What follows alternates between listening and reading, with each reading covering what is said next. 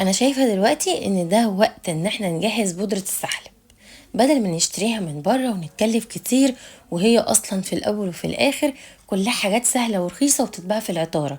معلش، هنمشيكي شوية يا ست الكل لغاية العطارة، وهتعملي كمية مش قليلة خالص، ولانك كل شوية تشتريه. يلا بينا هنحضرها سوا.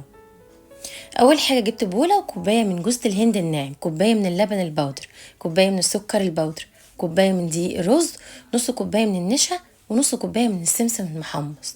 ونزلت عليهم معلقه كبيره من الفانيلا.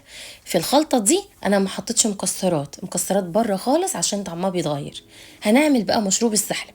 كوبايه من اللبن، عليها معلقه كبيره هرميه من بودره السحلب، غلو على النار كده بقى عندنا. وتحطي طبعا السكر اختياري، تمام. حابه تزودي السكر وانتي بتعملي كوبايه السحلب يبقى لبن وبودره سحلب، وتحطي السكر على حسب الرغبه، يبقى جاهزه عندك.